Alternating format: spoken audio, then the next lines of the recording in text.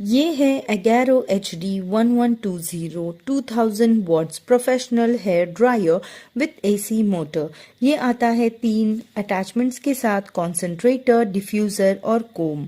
ये आपको hot and cold air options देता है।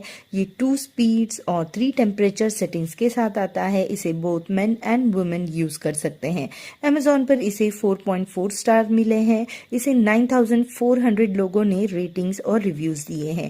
ये एक good quality professional hair dryer है फ्रेंड्स। इसकी लिंक आपको डिस्क्रिप्शन बॉक्स में मिल जाएगी।